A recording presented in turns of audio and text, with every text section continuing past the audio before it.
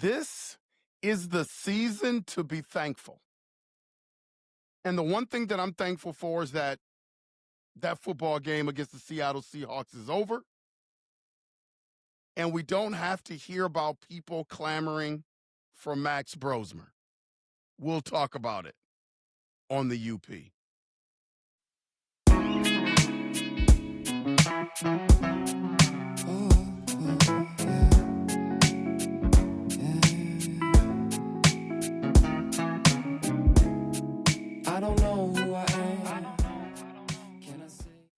Powered by Riverside FM. The Minnesota Vikings get shut out by the Seattle Seahawks 26-zip. And I think the Minnesota Vikings, man, have hit rock bottom. And you always know rock bottom when you see it, when you feel it. And this is rock bottom for the Minnesota Vikings being shut out 26-zip for the first time, 18 years. Max Brosmer. And, here's the deal, man. People are so layered. When I think about who people root for, why people root for certain people want certain people to be fired, people calling people a bust. The brain is so layered. Everybody talked about, Max Brosmer's not, any better than J.J. McCarthy. Well, here's the fact of it. And today is just going to be about facts, man. I'm going to lay it out to you. Max Brosmer is an undrafted free agent. Max Brosmer should have looked like he looked today. J.J. McCarthy is the 10th overall pick. He should not look like that. You can't distinctly say that there's a separation between the two quarterbacks, and that's the problem. That's the problem with our coaching staff seeing it a certain way. That's the problem with our fan base seeing it a certain way. After a week of preparation, an undrafted free agent should look like that. J.J. McCarthy shouldn't. 10th overall pick, national champion, face of a franchise. Now, let me get started on our inept head coach, Kevin O'Connell. The resume and the book is starting to get out on Kevin O'Connell. You can miss me with the quarterback whisperer stuff. You can miss me with the offensive guru stuff, because here's the deal. No matter who your quarterback is, no matter what type of tools that you have, and KOC has a lot of them, revamped offensive line, decent tight end, best 1-2 combination in terms of wide receivers supposedly in the league with Justin Jefferson and Jordan Addison. You should, once you put the title on yourself as quarterback whisperer, and once you get the title of offensive guru, there should be a level of scheme. And there is no scheme coming out of Kevin O'Connell. I said when the game started today, I thought to myself, I feel sorry for Max because Kevin O'Connell is going to try to fit him through the same square hole that he fits everybody else. Nothing changes.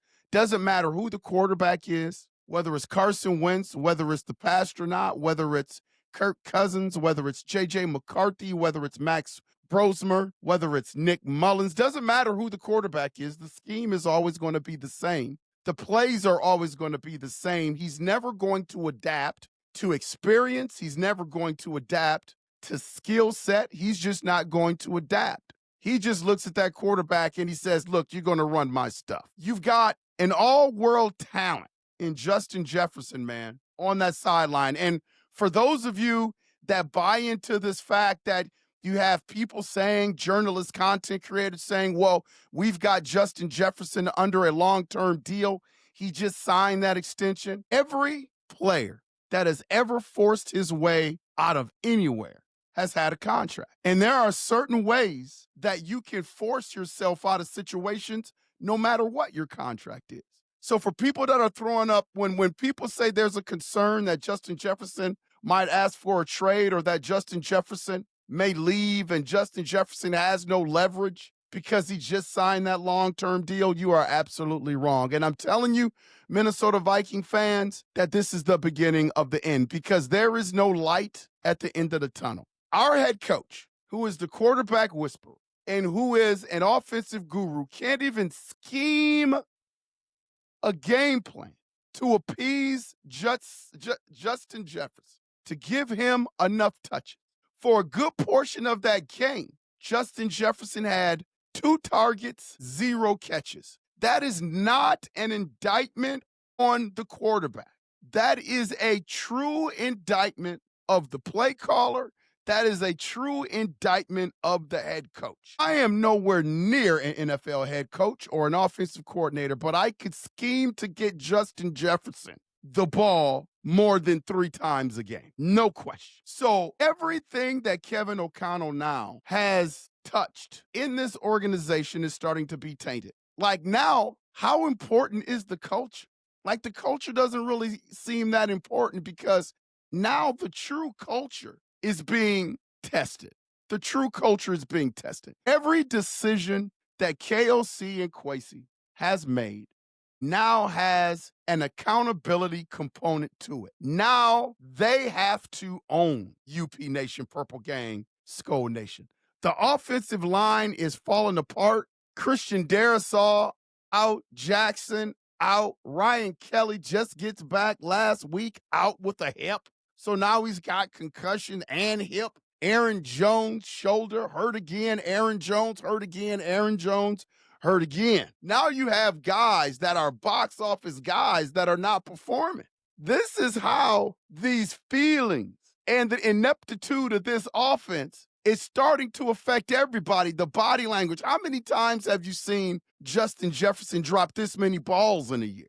How many times have you seen Jordan Addison drop this many balls in a year? Man, the ineptitude is just running rampant through this team. Nobody is performing. Our cornerback Rodgers, terrible game. Terrible game. Wilson, Dallas, Turner really were the only ones. I would even throw Van Ginkel in there, was really the only one that showed a pulse today. It's getting bad, UP Nation. It's getting bad, and I don't see a light at the end of the tunnel. See, a lot of people were trying to hang their hats on a Max Brosmer, and man, I don't blame them, because now that you see Max Brosmer in action under the Kevin O'Connell system, where's there left to go? You can clamor for J.J. McCarthy again, but if you have any common sense and you trust your eyes, you know that J.J. McCarthy isn't ready. So the offense is not going to look any better from week to week to week to week. If you're a Viking fan, you had to hope that Max Brosmer looked a little bit better, so at least you can enjoy the last 5 games of the season and look like a football team. But that wasn't the case. So now next week, we go back to 34.6 quarterback rating. That's what we have to look forward to next week.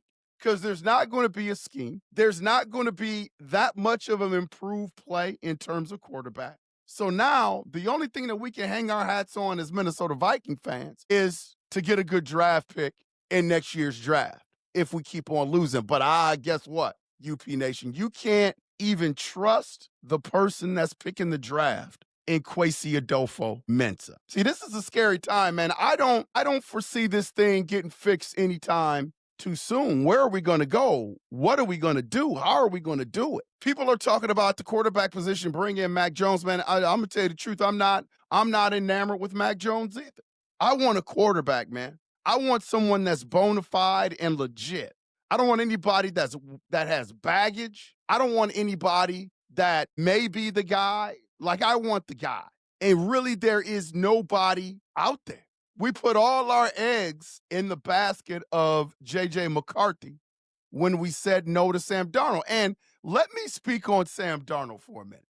This has been my stance on Sam Darnold ever since he left. Keep in mind, Sam Darnold had a great year last year for the Minnesota Vikings, albeit the games against the Rams and the Lions. Those were his 4 losses. He wanted to stay in Minnesota. Minnesota didn't offer him a serious contract, so he signed a $100 million contract with the Seattle Seahawks. You would think that would have irked a Sam Darnold. You would think that there would have been some intestinal fortitude today when he faced the Minnesota Vikings. This is another one of those games where you would think that Sam Darnold would show up and want to torch the Minnesota Vikings. See, the bigger the game, the more pressure the game, the worse Sam Darnold is going to be. This is another look inside the window of Sam Darnold. You could argue that this was one of Sam Darnold's most pedestrian games of the year, other than the Rams game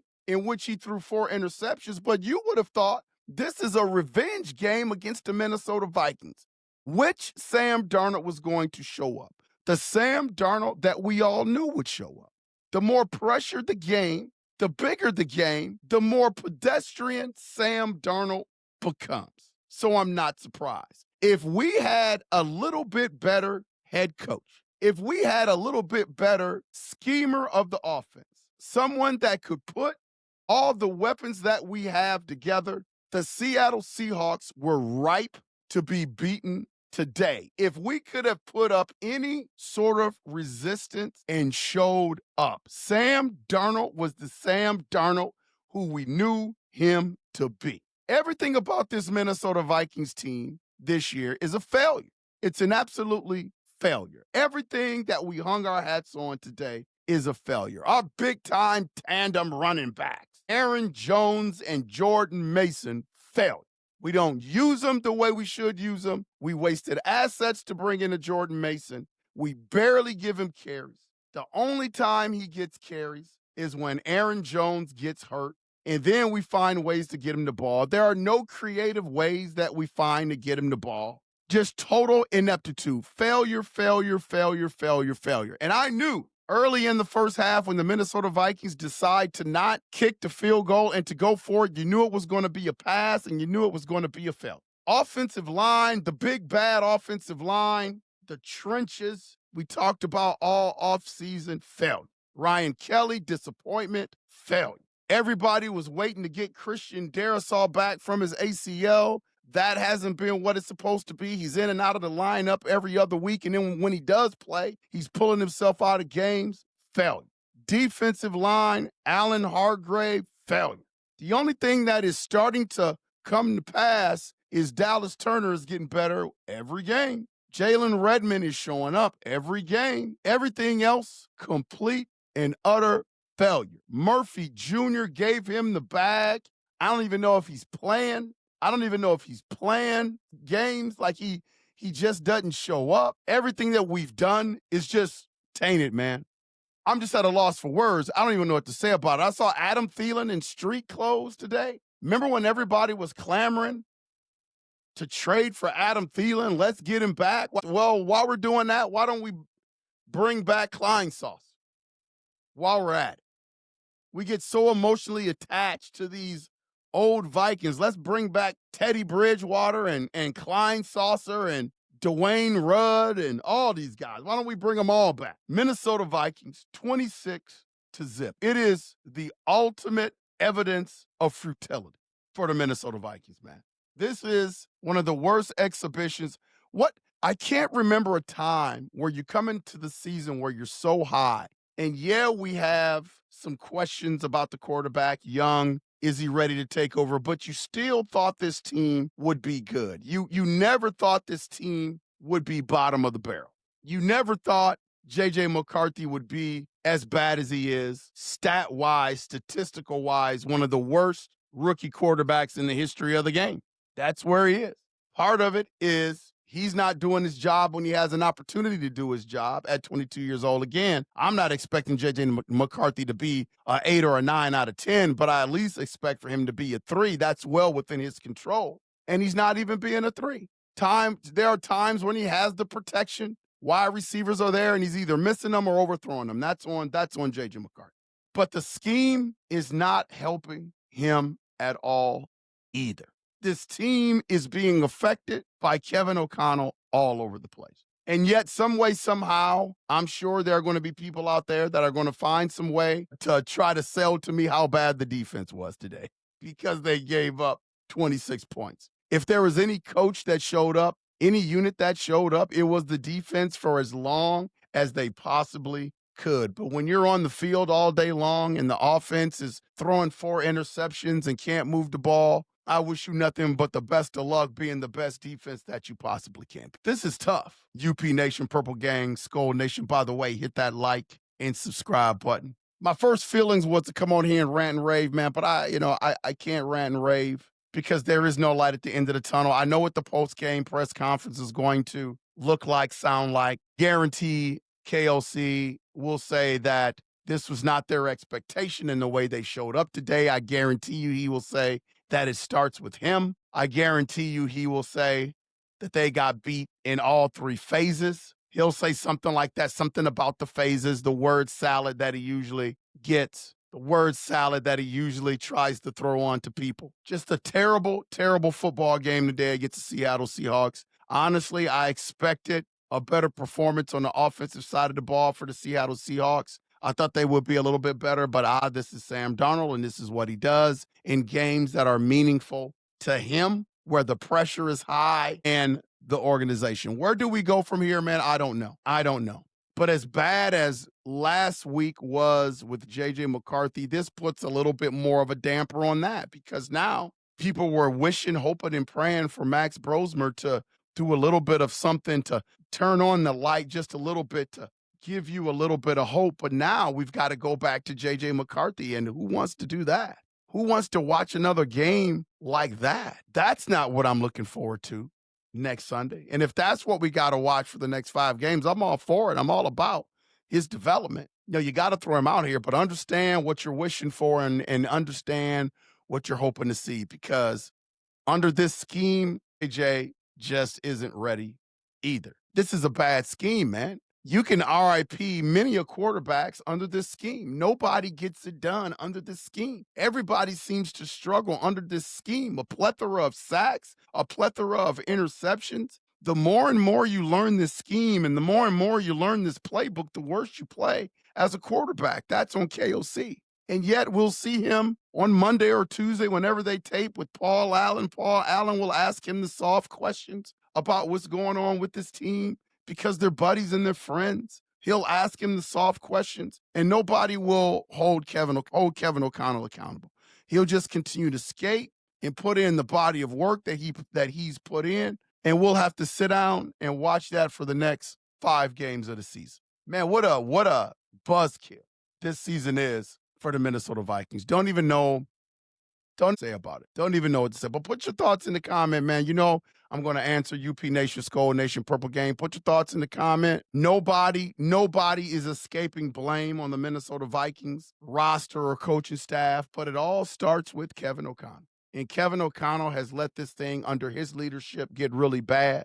There is no running. There is no pretending. Under his leadership, under his watch, the Minnesota Vikings are falling apart. Our best players don't even seem like they're on the field. And when they do get an opportunity to make plays, they're not even making plays. Jordan Addison dropping balls, Justin Jefferson dropping balls, people fumbling. I mean, it's getting to be as bad as it can be. And it's a direct reflection on the head coach of the Minnesota Vikings. But give me your thoughts, man. Listen, man, I can sit on here and rant and rave for the next hour. Don't know what to say about the Minnesota Vikings. Just thoroughly, thoroughly disappointed. What a buzzkill. I know that, they had a good chance of losing this game today. Never expected a shutout. First shutout in 18 years for the Minnesota Vikings. Doesn't get any worse than that. And there's no light at the end of the tunnel, because guess what?